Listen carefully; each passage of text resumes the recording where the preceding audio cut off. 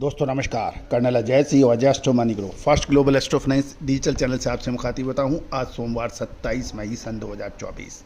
दोस्तों आप सुन रहे और देख रहे हैं देश का पहला विश्वसनीय कमोडिटी चैनल जो ग्रेन्स, स्पाइसेस, पल्सेस, कॉटन पर लगातार अपडेट और विश्लेषण देता है। ऑयल सीड्स और मसालों पर देश का सबसे पहला विश्वसनीय चैनल।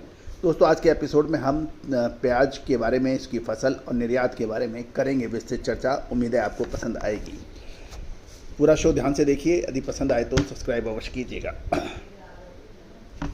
दोस्तों सबसे पहले तो एक खुशखबरी कि आप हमारा साप्ताहिक न्यूज़लेटर यानी वीकली न्यूज़लेटर सब्सक्राइब कर सकते हैं मात्र 3000 रुपये वार्षिक शुल्क पर। यानी 3000 रुपये पे कर आप पूरे साल साप्ताहिक अपडेट प्राप्त कर सकते हैं। सभी दलहन, तिलहन, मसाला, कमोडिटी की विभिन्न कमोडिटियों पे अलग अलग कमोडिटीज़ को प्रत्येक सप्ताह संपर्क कीजिए। नंबर स्क्रीन पे दिए गए हैं, 9887056704 पर आप बात कर सकते हैं अधिक जानकारी के लिए।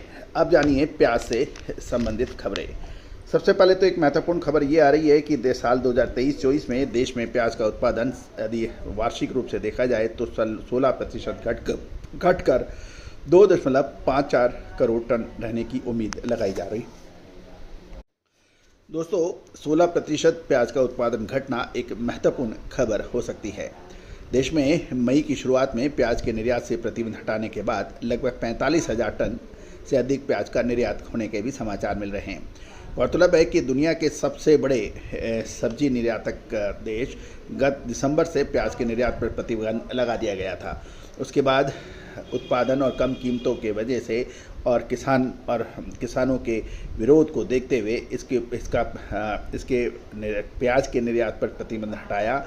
लेकिन प्रतिबंध हटने के बाद 45,000 टन से अधिक प्याज का निर्यात हुआ है। ज़्यादातर निर्यात पश्चिमी एशिया और बांग्लादेश को होने के समाचार हैं। गौरतलब है कि 4 मई को ये प्रतिबंध हटा था, लेकिन प्रति टन 550 अमेरिकन डॉलर का मिनिमम एक्सपोर्ट मूल्य है, जिसे MEP कहा जाता है, लगाया गया। और इससे प्याज के भावों और एक्सपोर्ट प्राइसेस के अंदर फ़र्क होने के बाद अधिक प्याज का निर्यात नहीं हो पाया। गौरतलब है अच्छे मानसून का जो प्री एस्टिमेशन आ रहा है, क्योंकि केरल में 1 से 2 दिन पहले ही मानसून दस्तक दे सकता है, इसकी खबर आ गई है। साथ साथ तो खबर ये भी निकल के आ रही है कि चक्रवाती तूफान रीमॉल आधी रात को सागर द्वीप, बंगाल, खेपुरा, बांग्लादेश के बीच 120 किलोमीटर प्रति घंटे की रफ्तार से टकराया है। और गौरतलब है कि मानसून की दस्तक से ठीक पहले आए तूफान रिमाल ने दक्षिण पश्चिम मानसून पर विपरीत असर नहीं होगा, ऐसा मानना है विशेषज्ञों का। आमतौर पर जब कोई तूफान सक्रिय होता है तो वह नमी खींच लेता है और तूफान को तट पार करने में 4 से 5 दिन लगते हैं, तो मानसून कमज़ोर हो सकता है। लेकिन इस बार ऐसा नहीं हुआ है। तूफान विकसित हुआ है, लेकिन 2 से 3 दिन में ही तट से टकरा गया है और तेज़ी से गुजरने वाले नमी बंगाल की खाड़ी में बची रह गई है। इससे मानसून की धाराएं मजबूत हुई और मानसून की रेखा 10 दिन पहले की 1900 तक पहुंच गई है, जहां उसे 5 जून तक पहुंचना था। यानी 5 जून से पहले ही 10 दिन मानसून केरल में दस्तक दे रहा है। इस बीच अरब सागर में मानसूनी बादलों की पहली खेप पहुंच चुकी है। वहां मानसून की दस्तक के लिए माहौल तेज़ी से अनुकूल बन रहा है। पूर्वानुमान ये बताता है कि अगले 3 दिनों में स्थितियाँ बनी रहेगी, तो ऐसे उम्मीद है कि मानसून केरल में अगले से 3 से 4 दिन में आ सकता है, ऐसा माना जा रहा है। गौरतलब है कि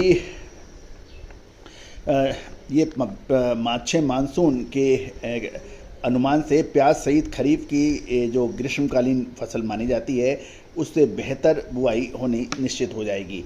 गौरतलब है कि सार्वजनिक क्षेत्र की एजेंसियों ने चालू वर्ष के लिए लगभग 5 लाख टन का प्याज का बफर स्टॉक रखने के लिए सर्दियों की फसल से प्याज का खरीदना शुरू कर दिया था।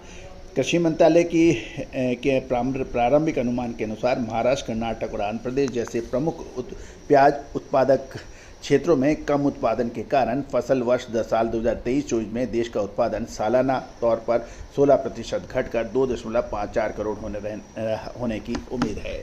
तो दोस्तों उम्मीद है इसका असर प्याज के दामों पर पड़ सकता है।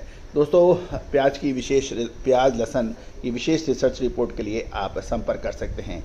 All the very best, good luck, happy trading.